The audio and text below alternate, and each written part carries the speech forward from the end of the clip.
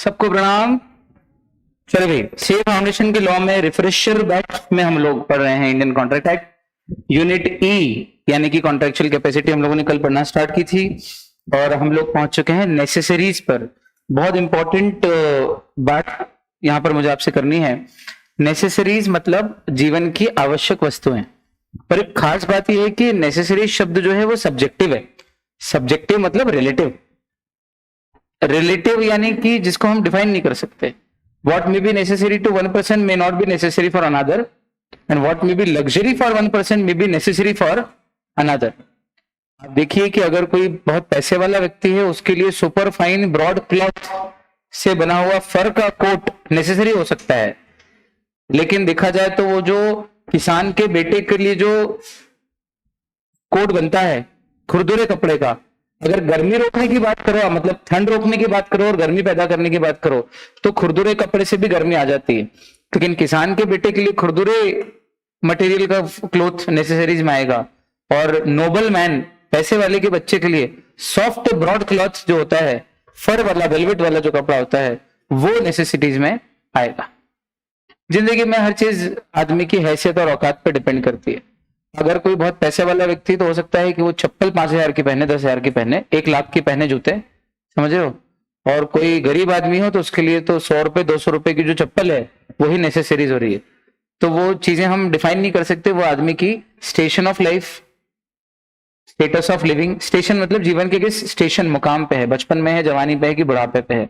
दूसरा उसका status of living कि वो किस स्टेटस में, जरा गरीब है, मिडिल क्लास है, अमीर है, अल्ट्रा रिच है, बिलियनर है, क्या है। तो इन सब चीजों पे डिपेंड करता है कि नेसेसरीज क्या होती है। चलो ये तो हुई बेसिक बात नेसेसरीज को लेके, ये सारी बता दी मैंने आपको। फिर नेसेसरीज में गुड्स आते हैं या सर्विसेज आती हैं? तो बोले नेसेसरीज में गुड्स भी आते हैं और सर्विसेज भी। अगर मैं आपको मेडिकल फैसिलिटीज दे रहा हूँ, एजुकेशन फैसिलिटी दे रहा हूँ, लीगल एडवाइस दे रहा हूँ, तो ये सर्विसेज भी नेसेसरीज में आती हैं।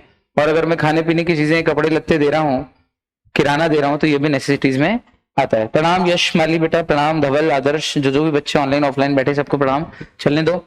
देखिए आप माइनर को अगर आप नेसेसरीज प्रोवाइड कर रहे हो, रेंडर मींस प्रदान दे रहे हो, तो उसमें एजुकेशन, मेडिकल, लीगल एडवाइस, किराए पे घर रहने के लिए देना, पढ़ने के लिए या रहने के लिए घर देना किराए पे, ये सब नेसेसरीज में आ रहा है। ठीक है। अगर माइनर को हम नेसेसरी सर्विसेज या नेसेसरी गुड्स दे रहे हैं, तो क्या उसके लिए भी माइनर की प्रॉपर्टी स्टेट लायबल होगी? हाँ, माइनर की स्टेट उसके लिए लायबल होगी। ठीक। अब मजे की बात, सेक्शन 68 जो है, भले यहाँ पे माइनर लिखा हो, लेकिन ये सिर्फ माइनर के लिए नहीं है, हर एक इनकॉम्पिटेंट के लिए, हर एक इनकॉम्पिटेंट व्यक्ति के लिए। माइनर के लिए या हर एक इनकॉम्पिटेंट के लिए? बताइए। हर एक इनकॉम्पिटेंट। कौन कौन इनकॉम्पिटेंट है? माइनर, अनसाउंड माइंड और डिस्क्वालिफाइड बाय लॉ। तो अगर कोई माइनर या अनसाउंड माइंड या डिस्क्वालिफाइड बाय लॉ व्यक्ति है, उसको हम नेसेसरीज ऑफ लाइफ सप्लाई करते हैं, या उस पे जो डिपेंड करते हैं, उस पे जो डिपेंड करते हैं उनको भी अगर हम नेसेसरीज ऑफ लाइफ सप्लाई करते हैं, तो हम उस व्यक्ति के अगेंस्ट तो उस पैसे को इन्फोर्स नहीं कर सकते पर्सनली, लेकिन उसकी प्रॉपर्टी से वो पैसा रिकवर कर सकते हैं। ये एक क्वासी कॉन्ट्रैक्ट है। क्वासी मतलब बिना बनाया अपने आप कॉन्ट्रैक्ट है। 68 क्वासी तो है। क्वासी मतलब based on doctrine of unjust enrichment, बिना बनाया अपने आप ये कॉन्ट्रैक्ट है कि आप माइनर की या अनसाउंड व्यक्ति की या डिस्क्वालिफाइड बाय लॉ व्यक्ति की प्रॉपर्टी से वो पैसा रिकवर कर सकते हो। अगर प्रॉपर्टी है तो, नहीं है तो नहीं कर सकते, पर अगर प्रॉपर्टी है तो रिकवर कर सकते हो। पर कब? जब आपने नेसेसरीज ऑफ लाइफ सप्लाई की हो। किसको? या तो इनकॉम्पिटेंट व्यक्ति को, या इनकॉम्पिटेंट व्यक्ति पे जो लोग डिपेंड हैं, या यूं कहें कि इनकॉम्पिटेंट व्यक्ति जिनको सपोर्ट करने के लिए बाउंड है, उन लोगों को। लेकिन पैसा रिकवर किससे करेंगे? इनकॉम्पिटेंट व्यक्ति की प्रॉपर्टी से, डिपेंडेंट की प्रॉपर्टी से रिकवर नहीं करेंगे।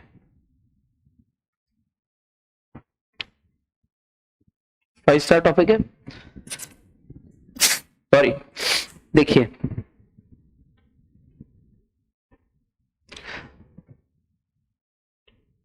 देखना नीचे 68 की लाइन लिखी हुई है। If a person who is incapable of entering into a contract, अथवा और कोई व्यक्ति जिसको वो सपोर्ट करने के लिए बाउंड है, मतलब उसके डिपेंडेंट, उस पर्सन को, चाहे इनकॉम्पिटेंट को या उस पर्सन को जो उसके डिपेंडेंट है, that person is supplied by another person, उसको सप्लाई करा है किसी अनदर पर्सन ने, किन चीजों से, with necessary suited to his condition in life, तो फिर दैट पर्सन जिसने सपोर्ट किया है, who has furnished such supplies is entitled to be reimbursed from the property of such incapable person. हाँ, डिपेंडेंट की प्रॉपर्टी से नहीं ले सकते, इनकेपेबल व्यक्ति की प्रॉपर्टी से ही ले पाओगे। आया समझ में? बहुत बढ़िया। माइनर है नहीं, प्रॉपर्टी से लेंगे ना। माइनर को अगर आपने नेसेसरीज ऑफ लाइफ सप्लाई किए तो उसके पेरेंट्स को आप लायबल नहीं बना सकते। क्यों? क्योंकि उनसे पूछ के आपने दिया नहीं है। नहीं, उन्होंने माइनर को एज एन एजेंट भेजा है। अगर एजेंट भेजा होता तो ले लेते, या उनसे पूछ के दिया होता तो भी ले लेते। बिना पूछे आपने माइनर को नेसेसरी सप्लाई कर दी है तो फिर उस केस में आप माइनर के नाम पे अगर कोई प्रॉपर्टी हो तो ले सकते हो, लेकिन उसके पेरेंट्स से मांग नहीं सकते। ठीक है। अच्छा, खास बात यह है कि माइनर्स को आप पर्सनली लायबल नहीं ठहरा सकते। पर्सनली मतलब कि चलो आप मेरे यहाँ नौकरी कर ले या तो कहीं से भी कमा के दे, नहीं, उसके पास अगर कोई प्रॉपर्टी पड़ी हो तो उस प्रॉपर्टी से आप रिकवर कर सकते हो, वो भी कोर्ट केस करके। डायरेक्टली प्रॉपर्टी छीन के नहीं लाओगे। प्रॉपर्टी लायबल है मतलब प्रॉपर्टी उठा के ले आए, नहीं, कोर्ट में जाओगे, कोर्ट उसकी वो प्रॉपर्टी बिकवा के आपको पैसा चुकवाएगा। ये अर्थ है प्रॉपर्टीज लायबल का। आया समझ में? बहुत अच्छा। और ना ही माइनर से हम बोल सकते हैं कि बदले में तू लेबर कर दे, चल चुकाने की बजाय लेबर कर दे उतने रुपए का। न लेबर करा सकते, नहीं पर्सनली उसको बोल सकते हैं कि तू चुका कैश। अगर उसके नाम पे कोई स्टेट प्रॉपर्टी या कैश है तो कोर्ट के थ्रू ले सकते हैं वो पैसा, डायरेक्टली मांग नहीं सकते। ठीक। लेकिन खास बात यह है कि माइनर से अगर आपको पैसा रिइंबर्स करवाना भी है, माइनर से अगर पैसा रिइंबर्स करवाना भी है तो सबसे पहली बात वो चीज नेसेसरीज में आनी चाहिए। किसमें आनी चाहिए? अगर वो नेसेसरीज में नहीं आ रही तो आप उसकी प्रॉपर्टी से रिइंबर्स नहीं करा सकते। दूसरा, जिस समय आप उसको गुड्स सेल कर रहे हो और जिस समय डिलीवर कर रहे हो, उन दोनों समय पे माइनर को उन गुड्स की नीड होना चाहिए। जिस समय सेल कर रहे हो तब भी और जिस समय डिलीवर कर रहे हो तब भी। पहले बढ़ा दिया है ना क्लास में डिटेल में। अगला, वो कॉन्ट्रैक्ट माइनर के लिए बेनिफिशियल होना चाहिए। देखो भाई, ये रिफ्रेशर है, क्लास में बहुत डिटेल में कर चुके हैं इसके एक एक पॉइंट का एक एग्जांपल। ये इतना सा पढ़ाने में एक दिन लगा था, पूरा पौना दिन। आ रही समझ में? तो ये रिफ्रेशर का अर्थ क्या है? रिफ्रेश करना है। F5 दबा रहे हैं, टाइप नहीं करने कुछ भी, है ना। F5 बस रिफ्रेश हो रहा है, याद आना चाहिए कि हाँ ये पढ़ा है। और अपन एक एक पॉइंट पढ़ रहे हैं ना, एक एक हेडिंग पढ़ते जा रहे हैं, छोड़ कुछ भी नहीं है। अच्छा, वो जो कॉन्ट्रैक्ट है अगर वो माइनर के बेनिफिट के लिए भी हो, मान लो माइनर ने कोई कॉन्ट्रैक्ट किया है ट्रेनिंग लेने का, एजुकेशन लेने का, या स्पोर्ट्स की इंस्ट्रक्शन लेने का, स्पोर्ट्स की कोचिंग ज्वाइन की है, तो अगर वो माइनर के लिए बेनिफिशियल है तो उसका पैसा भी माइनर की प्रॉपर्टी से या स्टेट से रिकवर कर सकते हैं। और चौथा, माइनर ने अगर कोई लोन लिया हो नेसेसरीज लेने के लिए तो वो लोन का पैसे भी माइनर की स्टेट से रिकवर कर सकते हो। आपने डायरेक्ट नेसेसरीज नहीं दी है, कैश दिया है। कैश इसलिए दिया है क्योंकि माइनर उस कैश से नेसेसरीज खरीद के लाएगा, तो वो लोन भी नेसेसरीज में जाएगा एक तरीके से। और नेसेसरी में जाएगा तो आप वो लोन का पैसा माइनर की स्टेट से या प्रॉपर्टी से रिकवर कर सकते हो। चलो, यही बोला था ना, सुपर फाइन ब्रॉड क्लॉथ, मतलब एकदम ब्रॉड क्लॉथ बढ़िया वाला हो, वो नोबल मैन के बेटे के लिए नेसेसिटीज में आ रहा है। जबकि ये कहना इम्पॉसिबल नहीं है कि किसान के बेटे का जो कोट होता है खुरदुरे मटेरियल का, उससे भी नोबल मैन की बॉडी तो वार्म हो ही जाती है, लेकिन फिर भी दोनों के लिए अलग अलग नेसेसिटीज हैं। एक के लिए मखमल का कपड़ा और एक के लिए खुरदुरा कपड़ा। अब कितने पॉइंट हो गए भैया? अनसाउंड माइंड और minor, sorry disqualified by law हो गए और माइनर हो गया। अब तीसरा क्या है? इनकॉम्पिटेंट में अनसाउंड माइंड। तो भाई अनसाउंड माइंड किसको बोलते हैं? तो बोले अनसाउंड माइंड का व्यक्ति बोलने की बजाय साउंड माइंड किसको बोलते हैं ये पूछो। तो बोले जो कॉन्ट्रैक्ट के टर्म्स एंड कंडीशंस को अंडरस्टैंड करने के लिए एबल हो और एक रैशनल जजमेंट फॉर्म करने के लिए केपेबल हो कि उस कॉन्ट्रैक्ट का उसके इंटरेस्ट पे क्या प्रभाव पड़ेगा, तो वो व्यक्ति क्या है? साउंड माइंड का। इसका मतलब अगर कोई टर्म्स ऑफ कॉन्ट्रैक्ट को अंडरस्टैंड करने के लिए एबल नहीं है, वो अनसाउंड माइंड है। अथवा जो रैशनल जजमेंट फॉर्म करने की कैपेसिटी नहीं रखता है कि उस कॉन्ट्रैक्ट का उसके बेनिफिट्स पर क्या फर्क पड़ेगा, उस व्यक्ति को भी क्या बोलते हैं? Unsound mind. एंटीथेसिस कर लो ना उल्टा, एग्जैक्टली और agreement with a person of unsound mind is void. Unsound mind के व्यक्ति के साथ जो अग्रीमेंट किए जाते हैं वो कैसे होते हैं? वॉइड होते हैं। ठीक है, तो फिर अनसाउंड माइंड और साउंड माइंड को एक बार जरा समझा तो दो। तो बोले अनसाउंड और साउंड माइंड के व्यक्ति दो प्रकार के होते हैं। एक वो जो जनरली अनसाउंड होता है और वो व्यक्ति, इस प्रिंट क्लियर कर लेना, सही तो सही है, ओकेजनली साउंड होता है। और दूसरा जनरली साउंड होता है और ओकेजनली अनसाउंड होता है।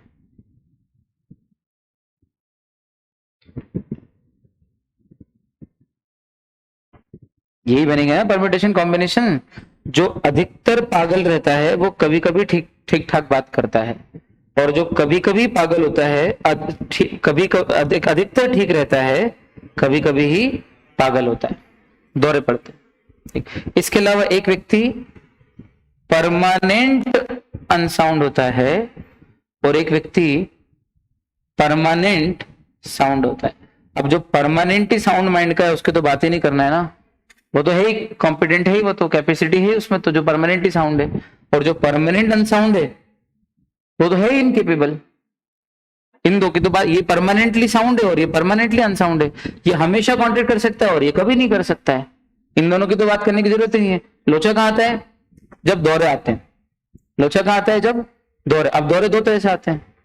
एक होता है कि अधिकतर पागल रहता है, उसको ठीक होने के दौरे आते हैं, और दूसरा जो अधिकतर ठीक रहता है, बीच बीच में पागलपन के दौरे आते हैं। लॉजिक समझ में आया? चार बने ना कॉम्बिनेशन, है ना, लिखा हुआ नहीं मिलेगा किताब में, बहुत बढ़िया। अब जो अधिकतर अनसाउंड माइंड का है, जो कभी कभी साउंड माइंड का है, वो सिर्फ कभी कभी ही कॉन्ट्रैक्ट कर सकता है, ऐसे ही बोलेंगे। और जो अधिकतर साउंड रहता है, कभी कभी अनसाउंड होता है, उसके लिए बोलेंगे कि ये कभी कभी ही कॉन्ट्रैक्ट नहीं कर सकता है, अधिकतर तो कर सकता है। तो बोले he can enter into contract जब वो साउंड माइंड का हो, और he can not enter into contract जब वो अनसाउंड माइंड का हो, क्योंकि बाकी टाइम तो वो कॉन्ट्रैक्ट में एंटर कर ही सकता है। आ गया समझ में? लूनेटिक असाइलम यानी कि पागल खाना। पागल खाने में जो व्यक्ति है जिसको कभी कभी ठीक होता है, अधिकतर पागल रहता है, वो सिर्फ उस ल्यूसिड इंटरवल में, कौन से इंटरवल्स में? ल्यूसिड इंटरवल्स में कॉन्ट्रैक्ट कर सकता है। और जो घर में रहता है, जो नशेड़ी है, बुखार आ रहा है या पिया हुआ है, तो वो उस समय, जिस समय पागलपन के या मदहोशी के दौरे में है, अनसाउंड माइंड का है, बस उस समय कॉन्ट्रैक्ट नहीं कर सकता है, बाकी समय तो वो कॉन्ट्रैक्ट कर ही सकता है। डेलीरियस यानी मदहोश, जिसको अभी नशा है, जिसको दिमाग ठिकाने पे नहीं है। ठीक, इसके अलावा ये तीन लोग हैं जिनको हम अनसाउंड माइंड का लेते हैं। लूनेटिक, लूनेटिक मीन्स पागल। ठीक, ये परमानेंट पागल भी हो सकता है या फिर इंटरमिटेंट, यानी कि बीच बीच में भी इसको पागलपन के दौरे आ सकते हैं। अब या तो पागलपन के दौरे आएंगे या फिर अच्छे होने के दौरे आएंगे। अगर परमानेंट अधिकतर पागल रहता है तो अच्छे होने के इंटरवल आएंगे, lucid intervals, intervals of sanity. और अगर अधिकतर साउंड माइंड का रहता है तो इंटरवल्स ऑफ इनसैनिटी आएंगे। बात करते करते भूला, याद आया? तो अधिकतर तो ठीक रहता है, बीच बीच में पगला जाता है। चलो, दूसरा है इडियट। इडियट मतलब जिसने मेंटल बैलेंस परमानेंटली खो दिया है, वही परमानेंट पागल को इडियट। और इडियट के साथ तो कभी भी कॉन्ट्रैक्ट नहीं कर सकते। देखो, लुनेसी और इडियोसी में क्या अंतर है? लुनेसी में कभी कभी ठीक भी होता है, ये ठीक भी होता है, इंटरवल जाते हैं, जबकि इडियोसी में इडियट मतलब कंप्लीट पागल। अब ये आदमी को इंटरवल नहीं आते, ये तो परमानेंट पागल ही है। और ये जो परमानेंट पागल मैंने बोला था, परमानेंटली ऑफ अनसाउंड माइंड, ये वाला, ये इडियट ही है एक तरीके से। और आखिरी ड्रंकन या इंटॉक्सिकेटेड पर्सन, वही जो नशे में है, या शराब के नशे में है, या ड्रग्स के नशे में है, किसी प्रकार के नशे में अगर कोई व्यक्ति है तो वो किस में जाएगा? ड्रंकन या इंटॉक्सिकेटेड में, है ना? हाँ तो बोलो इजी, हाथी बकरी।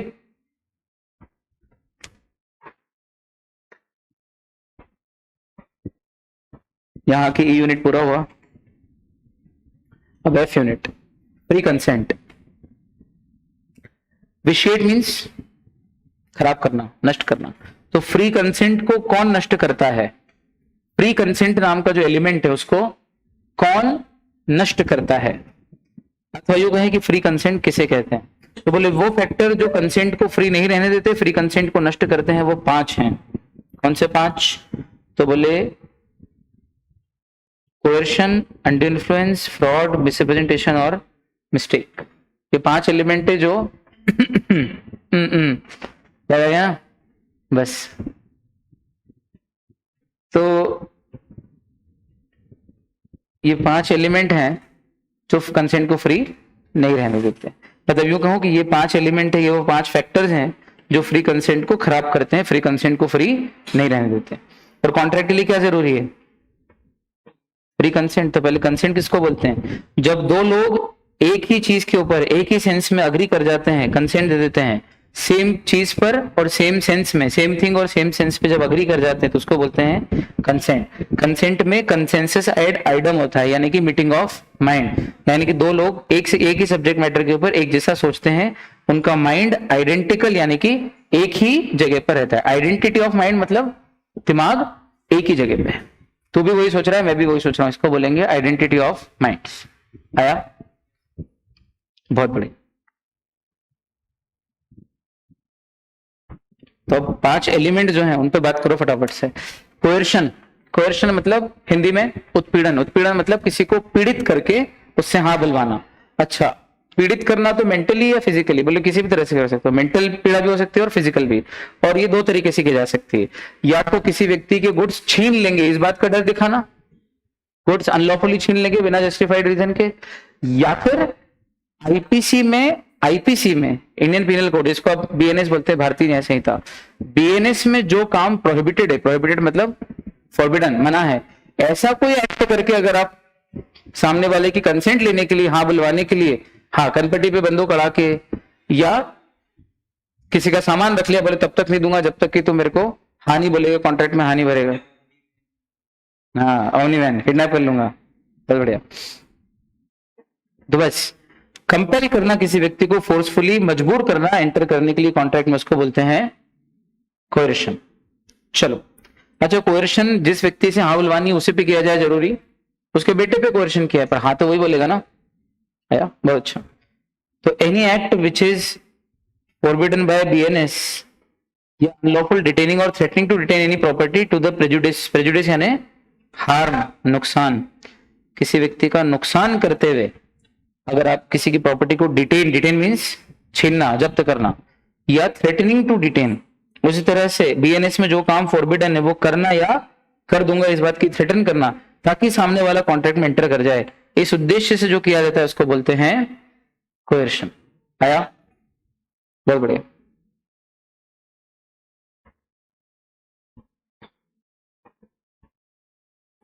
एक्स ने थ्रेटन किया कि मैं वाई को यानी कि जेड के सन को मार दूंगा। एक्स ने जेड को बोला कि तेरे बेटे वाई को मार दूंगा अगर तूने तेरा घर मेरे को किराए पे फ्री में नहीं दिया तो ये एग्रीमेंट किससे हुआ? कोerशन से। बहुत आसान। चलो, अच्छा, आईपीसी या बीएनएस उस जगह पर एप्लीकेबल होना चाहिए जहां पर कोerशन किया जा रहा है, ऐसा कोई जरूरी? मान लो मैं समुद्र के बीचों बीच भी किसी व्यक्ति पे कोerशन करता हूं और वहां पर भारतीय न्याय संहिता नहीं लगता, वहां पे तो इंग्लैंड का लॉ लगता है, या इंटरनेशनल वाटर्स है, किसी का भी लॉ नहीं लगता, वहां पे कोई लॉ नहीं लगता उस जमीन पे, इससे फर्क नहीं पड़ता। आपने जो काम किया है वो काम अगर इंडिया में किया होता तो आईपीसी में फॉरबिडन होता कि नहीं होता? होता ना। तो बस फिर वो अगर आप ऐसी किसी जगह कर रहे हो जहां पे आईपीसी लागू नहीं भी होता है तो भी वो कहलाएगा कोerशन ही। और कोerशन से होने वाले कॉन्ट्रैक्ट कैसे हैं? voidable at the option of aggrieved party, ये तो याद है ना? बहुत बढ़िया। तो it is immaterial whether BNS is in force in the place where coercion is being done or not। फिर coercion की consequences क्या हैं? Contract voidable at the option of aggrieved party। Proof करने का बर्डन किसके ऊपर है कि मेरे साथ coercion हुआ था? aggrieved party पे ही है। अगर आपने coercion के थ्रू कुछ पैसा वैसा ले लिया है तो आपको वो चीज लौटानी पड़ेगी भी। यार ये तो क्वासी कॉन्ट्रैक्ट है। मान लो उदाहरण के तौर पे अगर किसी ने मेरी कनपट्टी पे बंदूक रख के मुझे ज्वेलरी बेच दी और मेरी तिजोरी से पैसे निकलवा के 10 करोड़ रुपए ले भी लिए, तो कितने की ज्वेलरी बेची उसने मेरे को? 10 करोड़। तो मेरे से कैश कितने ले लिए? 10 करोड़। मेरे को नहीं खरीदनी थी ज्वेलरी फालतू में, तो मैंने कोर्ट में केस कर दिया कि वॉइडेबल है, मैं तो मेरे को तो मेरे पैसे वापस दिलवाओ। तो कोर्ट बोलेगा कि ठीक है वॉइडेबल कॉन्ट्रैक्ट है, आपके साथ गलत हुआ है, अग्रीड पार्टी वॉइड कर रही है, कोई बात नहीं, दिला दो इनको इनके पैसे। पर बोले मैं ज्वेलरी वापस नहीं करूंगा, ये थोड़ी होगा यार, समझ रहे हो बात को? पैसा वापस लूंगा, कॉन्ट्रैक्ट अवॉइड करूंगा, ज्वेलरी बोले ज्वेलरी रख लूंगा, ये तो गलत है ना। तो अगर आपने कोएर्शन से कोई चीज, कोई मनी या कोई थिंग ऑब्टेन कर ली है और बाद में अगर आप कॉन्ट्रैक्ट को अवॉइड कर रहे हो, तो फिर आपको जो बेनिफिट मिल गया है वो आपको सामने वाले को वापस लौटाना पड़ेगा ना। रिपेमेंट है तो क्वासी है, नहीं तो आप तो एनरिच हो जाओगे। एनरिच बोलो हाँ, आप तो फायदे में आ जाओगे। आया समझ में? बहुत बढ़िया।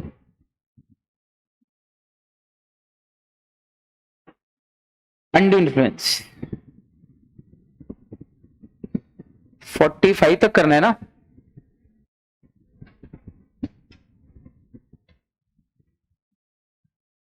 फोर्टी सिक्स से कल करेंगे, तो अभी 39 है, मतलब 6 पेज और बाकी इसके बाद। ठीक है, चलने दो। अनड्यू इन्फ्लुएंस किसको बोलते हैं? जहां आप किसी व्यक्ति पे अनुचित, अनुचित मतलब जो, हाँ वो उचित नहीं हो, जो प्रॉपर ना हो, जो ठीक ना हो, ऐसा दबाव डालते हो, प्रभावित करते हो उसको। ठीक, अच्छा। अनड्यू इन्फ्लुएंस मतलब जहां एक व्यक्ति सुपीरियर पोजीशन में हो और दूसरा व्यक्ति वीकर पोजीशन में हो, और जो सुपीरियर पोजीशन वाला व्यक्ति है वो वीकर पोजीशन वाले व्यक्ति की कंसेंट या उसकी विल, इच्छाओं को डोमिनेट करने की पोजीशन में। One person is in a position to dominate the will of another. एक व्यक्ति दूसरे व्यक्ति की विल यानी इच्छाओं को डोमिनेट करने की पोजीशन में हो। और इतना ही नहीं, उसने उस डोमिनेंट पोजीशन का इस्तेमाल भी किया। और इतना ही नहीं, सामने वाले के ऊपर अनफेयर या अनड्यू एडवांटेज भी लिया हो। कितनी कंडीशन फुलफिल करना है? 3। पहला, एक तो आप उस पोजीशन में होना जहां पे आप एक व्यक्ति की विल को डोमिनेट कर सकते हो। दूसरा, सिर्फ पोजीशन में होने से कुछ नहीं होता, उस पोजीशन को आपने इस्तेमाल भी किया। 2, और तीसरा, और उस पोजीशन का इस्तेमाल करके अनड्यू एडवांटेज भी उठाया, अनफेयर एडवांटेज भी लिया। एक के बाद एक क्रम है। हाँ, मैं टीचर हूं, ठीक, मैंने कहा बेटा कल 100 रुपए लेके आना, नहीं तो आगे नहीं पढ़ाऊंगा। और उसके बाद तुमने बेचारों ने लाके दी और तुमको नुकसान भी हुआ। तो पहले तो मैं इस पोजीशन में हूं, इतने मात्र से अनड्यू इन्फ्लुएंस नहीं होता है, मैंने उस पोजीशन का इस्तेमाल भी किया। और तीसरा, तुम्हारे ऊपर एक अनफेयर एडवांटेज दे लिया, 100 रुपए तुमसे ले लिए। अब माना जाएगा कि मैंने जो किया वो अनड्यू इन्फ्लुएंस। आया समझ में? ऐसा। तो डोमिनेंट पोजीशन कितने प्रकार से क्रिएट हो सकती है बताओ आप? देख रहे हो आप, एक तो डोमिनेटिंग पोजीशन भी होना और दूसरा उस पोजीशन को उसने सामने वाले ने यूज भी किया हो। अगर एक फैक्टर है और दूसरा नहीं है तो फिर उसको हम वर्डेबल नहीं बोलेंगे, उसको अनड्यू इन्फ्लुएंस नहीं बोलेंगे। दोनों होना जरूरी और तीसरा भी होना जरूरी। आगे आएगा, वो ऐड कर दूंगा इसमें। तीसरा पॉइंट अपन ने कराया था ना, तीसरा पॉइंट क्या था वो? अनड्यू एडवांटेज भी लिया आप, ऑब्जेक्ट उसका अनड्यू एडवांटेज। चलो बताओ फटाफट से, किन किन के बीच में डोमिनेटिंग पोजीशन का रिश्ता होता है? एक तो वो जिनके बीच में सुपीरियर और इंफीरियर अथॉरिटी हो, दूसरा वो जिसमें मेंटल कैपेसिटी किसी व्यक्ति की गई हुई हो, और तीसरा जहां पर रिलेशनशिप ऑफ ट्रस्ट या फिड्यूशियरी रिलेशनशिप हो। तो इसके भी एग्जांपल दिए। सुपीरियर अथॉरिटी वाले रिलेशन का एग्जांपल फादर सन, वैसे ये फिड्यूशियरी में भी जाएगा। दूसरा फिड्यूशियरी का लॉयर क्लाइंट, स्पिरिचुअल गुरु डिसाइपल, डॉक्टर पेशेंट नीचे आएगा। फिर mental capacity, doctor patient, care taker, old person, ये सब किस में जाएंगे? मतलब एक बुजुर्ग आदमी की बहुत सेवा की और खुश करके उनको अपनी सेवा से और थोड़ा सा उनको प्रभावित करके अब सारी जायदाद अपने नाम करवा ली एक नर्स ने, बताना, तो वो किस में जाएगा? ए में कि बी में कि सी में? सी में जाएगा। सी में भी जाएगा तो भी कहलाएगा तो अनड्यू इन्फ्लुएंस। नाम तो एक ही रहेगा, चाहे ए से करो, बी से करो, सी से, कहलाएगा वो अनड्यू इन्फ्लुएंस और contract voidable at the option of agreed party. अच्छा, लॉयर ने क्लाइंट को बोला कि आप अपनी सारी प्रॉपर्टी मेरे नाम पे कर दो तो आपको मैं इस मर्डर के केस से बचा लूंगा। अनड्यू इन्फ्लुएंस है, कौन सा वाला? ए की बी की सी? बी। और पिताजी ने बेटे से बोला कि तेरी सारी, तो जो भी कमा के लाएगा मेरे को देगा, ये क्या है? Undue influence. ये कौन सा वाला है? ए वाला। हुआ तो तीनों में अनड्यू इन्फ्लुएंस ही, बस अपन ने इसको और फर्दर बाइफरकेट कर दिया, अच्छे से बाइफरकेट कर दिया, जो कोई नहीं कर रहा है वो अपन ने कर दिया। आया? एम्प्लॉयर एम्प्लॉय सुपीरियर में, डेटर क्रेडिटर सुपीरियर इंफीरियर। आया? लैंडलॉर्ड टेनेंट सुपीरियर इंफीरियर, है ना? ये तो एक एग्जांपल है, आप चाहो तो और भी लिख सकते हो, है ना? चलो, अनकॉन्शनेबल बार्गेन भी एक प्रकार का अनड्यू इन्फ्लुएंस है। पूछो कैसे? अनकॉन्शनेबल बार्गेन मतलब किसी व्यक्ति की मजबूरी का फायदा उठा के अनएथिकल बार्गेन करना, अनएथिकल नेगोशिएशन करना। अनएथिकल नेगोशिएशन कैसे होते हैं? मैंने देखा कि यार अभय जो है 18 साल का लड़का है, बहुत खर्चीला है, शराबी है, 90,000 रुपए मांग रहा है, एग्जाम्पल ले रहा हूं, 90,000 रुपए मांग रहा है, तो मैंने कहा एक बॉन्ड एक कॉन्ट्रैक्ट पे साइन करा लेता हूँ कि इससे 2% पर मंथ का इंटरेस्ट लूंगा, मतलब 24% पर एनम। 24% पर एनम बहुत गजब इंटरेस्ट होता है, भयानक, समझ रहे हो। तो कोर्ट ने बाद में होल्ड किया कि ये ट्रांजेक्शन कैसा है, अनकॉन्शनेबल, अनएथिकल बार्गेन है, अनएथिकल नेगोशिएशन हुई है, क्योंकि रेट ऑफ इंटरेस्ट कैसा है, बहुत ही एग्जॉर्बिटेंट है। एग्जॉर्बिटेंट यानी एक्सट्रीमली हाई, अनरीजनेबली हाई है। कृपाराम वर्सेस शमीउद्दीन।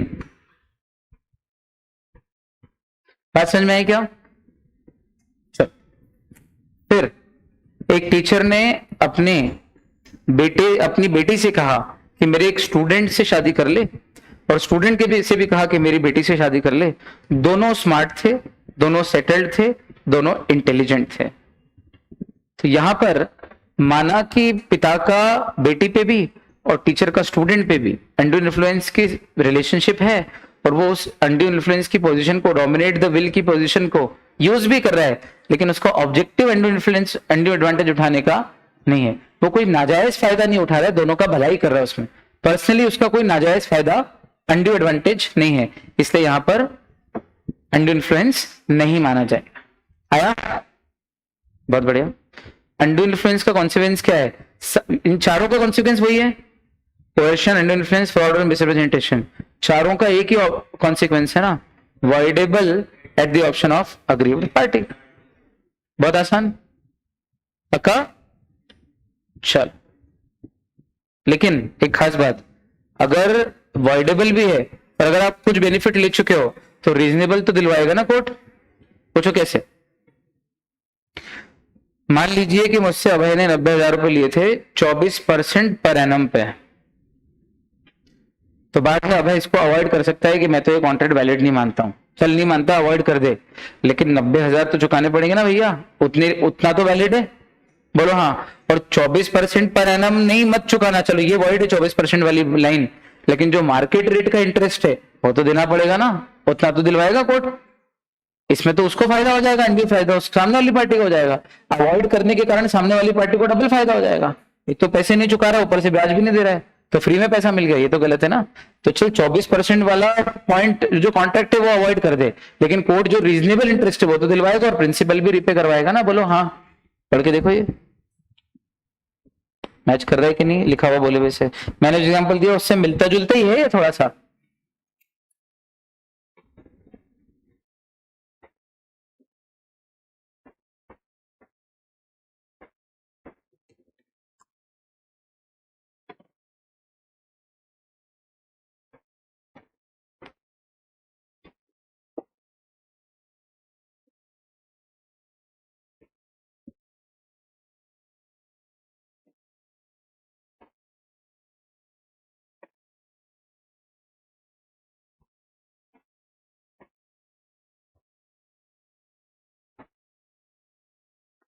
सही है, चलो। प्रूफ करने का बर्डन किसके ऊपर है भैया कि अंडर इन्फ्लुएंस हुआ था? अग्रीड पार्टी पे हमेशा की तरह। अच्छा, अगर ऑर्डिनरी कोर्स ऑफ बिजनेस में अगर high rate of interest charge किया हो बैंक ने कि भाई मार्केट ही टाइट चल रहा है, अभी ऑर्डिनरी तो 9-10% का रेट था, लेकिन अभी इतना मार्केट स्ट्रिक्ट चल रहा है, रेपो रेट वगैरह भी सब बढ़ गया कि 14% से कम में नहीं दूंगा, तो वहां आप ये नहीं बोल सकते हो कि lender is in a position to dominate the will और ये अंडर इन्फ्लुएंस है। नहीं नहीं, अगर ऑर्डिनरी कोर्स ऑफ बिजनेस में मार्केट ही बहुत स्ट्रिंजेंट यानी कि स्ट्रिक्ट चल रहा हो, स्ट्रिंजेंट यानी कि स्ट्रिक्ट चल रहा हो, तो फिर वहां पर अंडर इन्फ्लुएंस माना नहीं जाएगा, वो वैलिड ही माना जाएगा। ये कुछ केस लॉज है, अपन कर चुके हैं पहले। कोएर्शन और अंडर इन्फ्लुएंस के बीच में डिफरेंस भी आता है। अगला कॉन्सेप्ट है फ्रॉड। चलो भाई, फ्रॉड और मिसरिप्रेजेंटेशन दो और करेंगे आज, मिस्टेक कल करेंगे, है ना, यही बात हुई थी अपनी, ऐसे ही करेंगे। फ्रॉड किसे कहते हैं? Section 17 fraud. अच्छा देखो आप, कितना बढ़िया लाइन से सेक्शन है। 13 में कंसेंट है, 14 में फ्री कंसेंट की डेफिनेशन है, 15 में कोएर्शन है, 16 में अंडर इन्फ्लुएंस है, 17 में फ्रॉड है, 18 में मिसरिप्रेजेंटेशन है, और हाँ 19 में भी मिसरिप्रेजेंटेशन शायद, और 20-21 मिस्टेक है। मतलब लाइन से ये वाले सेक्शन मोटा मोटा हिसाब किताब ये है। चलो,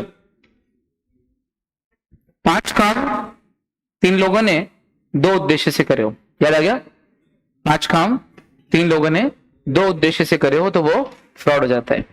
अपने डेफिनेशन को तोड़ा है नए तरीके से, सुनिएगा। फैक्ट के रूप में सजेस्ट करना वो चीज जो फॉल्स है और आपको भी मालूम है कि वो ट्रू नहीं है, या फिर जानबूझ के कोई फैक्ट छुपाना। मेरी बेटी गंजी है लेकिन मैंने नकली बाल लगवा दिए और शादी के लिए दामाद को बताया ही नहीं कि मेरी बेटी गंजी है, तो फैक्ट छुपा रहा हूं मैं जानबूझ के, कंसीलिया ने छुपाना। या promise made without intention of performing, मेरे को मालूम है कि 18 तारीख को मैं आउट ऑफ इंडिया हूँ, 15 की तो मेरी टिकट है अमेरिका की, फिर भी मैंने प्रॉमिस कर दिया कि 18 तारीख को आपके आऊंगा और आपकी घर की पुताई कर दूंगा या जो भी मेरा काम है वो कर दूंगा आके। तो ये मेरा प्रॉमिस जो मैं कर रहा हूँ, मेरा इंटेंशन ही नहीं परफॉर्म करने का, ये भी फ्रॉड ही है। चौथा, और कोई भी काम जो आप धोखाधड़ी करने के लिए करते हो, ऊपर आपने जमा दिए अच्छे सेवफल और नीचे जमा दिए थैली में खराब सेवफल चढ़े हुए, तो वो कोई भी एक्ट जिसमें आपने फिटिंग की है, दिमाग में ऐसी फिटिंग की है कि सामने वाला धोखा खा जाए, या फिर ऐसा कोई काम जिसको लॉ ने पहले से ही फ्रॉडुलेंट डिक्लेयर कर रखा है, जैसे मिलावट, ये फ्रॉड डिक्लेयर कर रखा है। तो ये 5 काम अगर कॉन्ट्रैक्टिंग पार्टी ने खुद ने या उसके एजेंट ने या किसी और व्यक्ति ने किए हैं उसकी साइलेंट कंसेंट से, मौन स्वीकृति से, ताकि सामने वाले को धोखा दिया जाए अथवा सामने वाले को बस कॉन्ट्रैक्ट में एंटर करने के लिए राजी कर लिया जाए, या तो धोखा देने के लिए, सामने वाले को राजी करने के लिए, पार्टी ने खुद ने, उसके एजेंट ने या किसी थर्ड पर्सन ने with the silent consent of the contracting party. अगर ये 5 में से कोई एक भी काम किया हो, इन 3 लोगों में से किसी एक ने भी किया हो और इन 2 में से किसी एक उद्देश्य से भी किया हो, तो समझ जाओ जो हुआ है उसको बोलते हैं फ्रॉड। इससे क्लियर नहीं हो सकता था ये, बोलो हाँ। वैसे इस पे बहुत ज्यादा मेहनत कर चुके अपन क्लास में, पर ठीक है। चलो, फ्रॉड के एसेंशियल एलिमेंट्स क्या हैं? तो सबसे पहली बात, आपने कोई रिप्रेजेंटेशन या एसर्शन, कोई बात बोली हो जो कि झूठी होनी चाहिए, और वो बात आपने ओपिनियन के तौर पे नहीं बोली है, फैक्ट के तौर पे बोली है, और वो कॉन्ट्रैक्ट कंक्लूड होने के पहले बोली है। कॉन्ट्रैक्ट फाइनलाइज हो गया, दोनों पार्टी अग्री हो गई, उसके बाद अगर आपने झूठ बोला हो तो उसका कोई महत्व नहीं है। और सामने वाली पार्टी उसके ऊपर एक्ट करे, है ना, मतलब सामने वाली पार्टी या तो धोखा खाए या फिर कॉन्ट्रैक्ट में एंटर करने के लिए हाँ बोले, कुछ तो एक्ट करे। फिर वो जो रिप्रेजेंटेशन है वो आपको पता था कि आप जो बोल रहे हो झूठ बोल रहे हो, या फिर आपने केयरलेसली चेक भी नहीं किया कि मैं जो बोल रहा हूं वो सच है या झूठ है। अगला, सामने वाली पार्टी ने उसके उस झूठे स्टेटमेंट पर रिलाई किया और धोखा खा गई, है ना। और अगला, उसके कारण सामने वाली पार्टी को कोई लॉस भी हुआ हो। इतने एलिमेंट अगर मौजूद हैं तो समझ जाओ जो हुआ है वो फ्रॉड, ठीक। फिर ये खास बात, हर बात बोली नहीं जाती है, हर बात बोली, silence is not equal to fraud. Why silence is not equal to fraud? नहीं, मैंने बताया नहीं भाई, ये बॉटल सामने पड़ी है, मैं हर बात बोलूं ये जरूरी नहीं है कि भाई इसके अंदर डेंट लगा हुआ है या यहाँ पे से लीकेज है। एक जनरल बात बता रहा हूं मैं आपको। चलो, मेरा घोड़ा है, घोड़ा अनसाउंड है, मतलब बीमार है, अनसाउंड माइंड नहीं, अनसाउंड यानी बीमार है। आप खरीदने आए, आपने पूछा ही नहीं कि घोड़ा साउंड है कि अनसाउंड है, और घोड़ा सामने पड़ा है। मुझे लगा आपने देख लिया होगा घोड़ा कैसा है, आपको परीक्षा करते आती है घोड़ों की, you might be expert in horse stallions, तो मैंने कुछ बोला नहीं, और बाद में आप बिना देखे ले गए और घोड़ा अनसाउंड निकला। तो क्या आप कॉन्ट्रैक्ट को अवॉइड कर सकते हो ये बोल के कि भाई ये तो फ्रॉड हो गया मेरे साथ? नहीं, क्यों? आपने पूछा नहीं, मैंने, हाँ, लेकिन आपने ऐसा पूछ लिया होता कि घोड़ा साउंड है कि अनसाउंड है, तो मुझे जवाब देना चाहिए था, और अगर तब मैं चुप रह जाता तब फिर silence is equal to fraud हो जाता। लेकिन आपने पूछा नहीं तो मैंने बताया नहीं, हर बात बोली जाए जरूरी नहीं है। चलो, ये हुई एक बात। दूसरा, जब रिश्ता एकदम फिड्यूशियरी हो, यूबी फिडेई, हाँ ये वेरी इंपॉर्टेंट टॉपिक है बेटा, यूबी फिडेई के कॉन्ट्रैक्ट। यूबी फिडेई means Latin word utmost good faith, insurance, marriage, family settlement, share allotment, यहाँ पर आपको सारी बातें सही सही बतानी है, जो नहीं भी पूछी हो वो सारी बातें आपको बता देनी है। और वहां पर अगर आप कुछ बातें नहीं हो, जैसे हमारी कंपनी में कुछ कर्जे हैं 300 करोड़ के, और वो अगर हम प्रोस्पेक्टस में नहीं बताएं, बाद में लोग इन्वेस्ट कर दें, कॉन्ट्रैक्ट कर लें, और फिर उनको पता चले कि कंपनी तो कर्जे में है, तो हम कहेंगे, तो वो हम पे फ्रॉड का केस लगाएंगे, हम बोलेंगे कि फ्रॉड है ही नहीं, आपने पूछा नहीं कि कर्जे है कि नहीं है, तो हमने बताया नहीं। बोले नहीं, शेयर अलॉटमेंट के जो कॉन्ट्रैक्ट है, प्रोस्पेक्टस आपने जो जारी किए, उसमें बिना पूछे भी बता देना चाहिए था। It was your duty to speak, duty to speak, आया contracts of uberrimae fidei. और जहां साइलेंस अपने आप में बोलने के बराबर हो, if you do not deny I shell presume that the horse is sound, तो फिर उस केस में अगर तू कुछ नहीं बोलेगा तो मैं समझ जाऊंगा कि तू कल आएगा, तो फिर तेरे को बोल देना चाहिए कि मैं नहीं आऊंगा, समझ में आया? क्योंकि यहाँ पर मेरा प्रश्न इस लैंग्वेज में है कि तेरी चुप्पी को हाँ माना जाएगा, और तू जब नहीं आने वाला है फिर भी तू हाँ बोल रहा है। बोले मैंने हाँ बोला क्या? बोले तेरी चुप्पी हाँ थी ना। बोले चुप्पी हाँ कहाँ होती? बोले प्रश्न उस लैंग्वेज में था, if you do not deny I shall consider कि तू कल आएगा, तो फिर वहां तेरे को बोल देना चाहिए था कि मैं नहीं आऊंगा। वहां पर तेरा चुप रह जाना भी झूठ बोलने के बराबर है, फ्रॉड के बराबर है। आया? चल अगला, फ्रॉड के कॉन्सिक्वेंसेस क्या होते हैं? वही same to same, contract is voidable at the option of agreed party. Agreed party क्या कर सकती है इस केस में? इस केस में दो तीन बातें, एक तो कॉन्ट्रैक्ट को अवॉइड कर सकती है, मतलब वही रिसाइन लेकिन रीजनेबल टाइम के अंदर। दूसरा, डैमेजेस भी मांग सकती है, लेकिन एक बीच की रेमेडी और है, वो चाहे तो उस कॉन्ट्रैक्ट को वैलिड रहने दे सकती है अगर वो ये कह दे, इंसिस्ट करे कि तू वो सब कुछ कर दे जिससे तेरा बोला हुआ झूठ सच हो जाए, वो झूठ झूठ न रहे, और मैं उस पोजीशन में आ जाऊं कि एज इफ मेरे साथ कोई झूठ ना बोला गया हो, तो मैं इस कॉन्ट्रैक्ट को आगे फर्दर वैलिड रखने के लिए भी रेडी हूं। तो पढ़ाई कर, नौकरी कर और कलेक्टर बन जा, तो मैं इस शादी को जारी रखने के लिए भी रेडी हूं। पहुंची बात है ना? बताना मत किसी को। लेकिन अगर आपने रीजनेबल टाइम में कॉन्ट्रैक्ट अवॉइड नहीं किया, या आपने अपनी कंसेंट ही दे दी कि अब ठीक है जो भी है मैं तो कॉन्ट्रैक्ट को वैलिड मानता हूं, या फिर वो फ्रॉड जिससे आपकी कंसेंट का कोई लेना देना ही नहीं, हमने झूठ बोला हमारी प्रोस्पेक्टस में कि मिस्टर जे हमारी कंपनी के डायरेक्टर हैं, लेकिन इस झूठ से आपको कोई फर्क ही नहीं पड़ रहा है ना, आपने वैसे भी मिस्टर जे का नाम कभी सुना ही कहा था। तो वो फ्रॉड जिससे आपकी कंसेंट ही कॉज नहीं हुई है। स्मिथ वर्सेस चैडविक देखना जरा, एक्स ने शेयर खरीदे थे इस उस पे कि भाई जे इस कंपनी का डायरेक्टर है, जबकि एक्स ने जे के बारे में कुछ सुना ही नहीं था कभी भी। तो वो फ्रॉड जिससे आपकी कंसेंट ही कॉज नहीं हुई है, उससे भी कोई फर्क नहीं पड़ रहा है। और अगला, जब silence is equal to fraud हो, माना कि वो silence is equal to fraud वाले भी कुछ एक्सेप्शन है, लेकिन तब भी अगर आपके पास means of discovering the truth था, तो आपको ट्रूथ डिस्कवर कर लेना चाहिए था। या इन चार केसेस में कॉन्ट्रैक्ट अवॉइड नहीं कर पाओगे, वॉइडेबल कॉन्ट्रैक्ट नहीं रहेगा, बल्कि फ्रॉड से होने वाला कॉन्ट्रैक्ट भी वैलिड ही रहेगा। बोलो आया? फ्रॉड क्रिमिनल ऑफेंस है, मिसरिप्रेजेंटेशन क्रिमिनल ऑफेंस नहीं है, ये याद रखना। चलो ये हो गया फ्रॉड। अगला है मिसरिप्रेजेंटेशन। किसको बोलते हैं मिसरिप्रेजेंटेशन?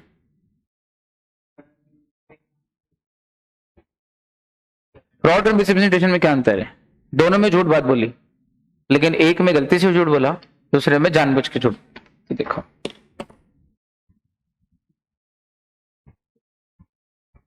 जब आप जानबूझकर डिलिबरेटली विलफुल तरीके से ये जानते हुए कि आप जो बोलते हो वो फ्रॉड है, वो फॉल्स है, और सामने वाले को धोखा देने का या डिफ्रॉड करने का इंटेंशन हो, तो समझ जाओ उस मिसरिप्रेजेंटेशन को फ्रॉड बोलते हैं। और जब आप इनोसेंटली अनइंटेंशनली ये सोचते हुए कि मैं जो बोल रहा हूँ वो सच है, और सामने वाले को धोखा देने का या डिफ्रॉड करने का इंटेंशन ना हो, तो वो वाला मिसरिप्रेजेंटेशन मिसरिप्रेजेंटेशन है। अब आया डेफिनेशन क्या है मिसरिप्रेजेंटेशन की?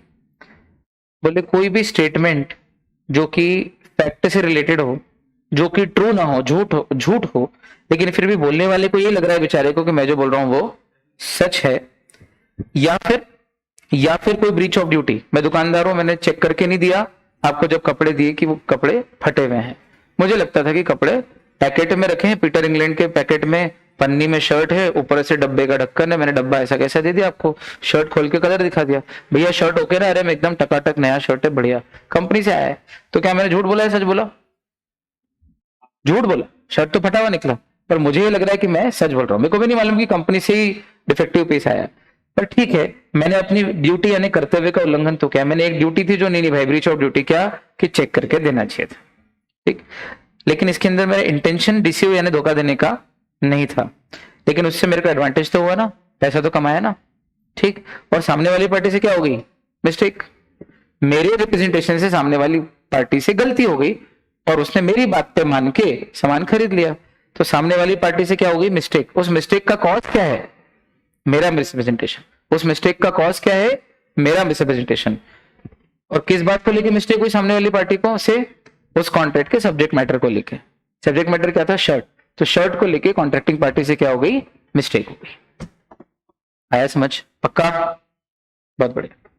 अब मिसरिप्रेजेंटेशन के जो एसेंशियल्स है वो सारे फ्रॉड जैसे ही हैं, चेक करो। मिसरिप्रेजेंटेशन मटेरियल फैक्ट को लेके होना चाहिए, ओपिनियन को लेके नहीं होना चाहिए। मेरे हिसाब से जमीन पे 2000 भीड़ तो आई जाएगी, तो ये जैसे आपने ओपिनियन की लैंग्वेज में बोला तो नहीं, ये फ्रॉड है ना मिसप्रेजेंटेशन है। क्यों? क्योंकि चाहे फ्रॉड हो या मिसप्रेजेंटेशन, दोनों फैक्ट को लेके होना चाहिए। आप मजबूती से बोल रहे हो, ओपिनियंस कभी फ्रॉड नहीं हो सकते और ओपिनियन कभी भी मिसप्रेजेंटेशन नहीं हो सकते। दूसरा, सामने वाली पार्टी उसके ऊपर एक्ट करके कॉन्ट्रैक्ट में एंटर करे, इस उद्देश्य से आपने वो झूठ बोला हो, गलती से बोला लेकिन इस उद्देश्य से बोला, फिर वो रिप्रेजेंटेशन तो झूठ है लेकिन आपको लगता था कि आप जो बोल रहे हो वो ट्रू है। धोखा देने का इंटेंशन नहीं होना चाहिए, क्योंकि अगर वो हुआ तो फ्रॉड बन जाएगा। और कॉन्ट्रैक्ट फाइनलाइज यानी कि कॉन्ट्रैक्ट में सामने वाली पार्टी एंटर करे, हाँ बोले, उसके पहले वो मिसप्रेजेंटेशन वाला स्टेटमेंट आपने दिया हो। अगर कॉन्ट्रैक्ट में एंटर होने के बाद आपने कोई झूठ बोला है या मिसप्रेजेंटेशन बोला है, जिससे उस कॉन्ट्रैक्ट में फर्क ही नहीं पड़ रहा है, क्योंकि पार्टी तो पहले ही उस कॉन्ट्रैक्ट में एंटर हो गई थी, तो फिर उससे इसको मिसप्रेजेंटेशन नहीं बोलेंगे और नहीं कॉन्ट्रैक्ट वाइडेबल होगा। बोलो हाँ। अब मिसरिप्रेजेंटेशन के कॉन्सिक्वेंस क्या है? तो बोले contract is voidable eight the option of agreed party, वो कॉन्ट्रैक्ट को रिसाइन कर सकता है, लेकिन यहाँ पर डैमेजेस नहीं मिलेंगे। अनलाइक फ्रॉड, फ्रॉड में डैमेजेस भी मिलते थे, प्लस कॉन्ट्रैक्ट भी अवॉइड कर सकते हो, प्लस डैमेजेस भी ले सकते हो, लेकिन मिसरिप्रेजेंटेशन में सिर्फ डैमेजेस। मतलब आप देख रहे हो, fraud is just like breach of condition और misrepresentation is just like breach of warranty. एक कंपैरिजन हो गया, दो अलग अलग कॉन्सेप्ट है लेकिन याद रखने का कंपैरिजन है ना, शानदार, कनेक्ट हुआ, बहुत बढ़िया। और वो चाहे तो कॉन्ट्रैक्ट को वैलिड भी, अलाइव भी रख सकता है, उसके हाथ में है वो। चलो ये हुआ, और इसके बाद तो ये क्वेश्चन ही क्वेश्चन है, मिस्टेक से करेंगे कल। तब तक के लिए bye bye, take care and keep smiling. Thank you so much. हो गया आज? क्या बात कर रहे हो? कर लें फिर? कल कर लेंगे ना, आज ही करना है? अरे यार बंद तो नहीं किया अभी? हाँ अभी कर लें? क्या बोलते हैं ऑनलाइन बच्चों? अभी क्या है, नीचे वाली क्लास का टाइम हो गया, इसलिए कल ही कर लेंगे, देख लेते हैं। वैसे ये केस थोड़े थोड़े से करने पड़ेंगे ना अपने को, ऐसा लग रहा है कि केस नहीं करने पर, मिस्टेक में ज्यादा कुछ है नहीं, फिर केस थोड़े से कर लेंगे, कल करेंगे। तब तक के लिए bye bye, take care and keep smiling. Thank you so much.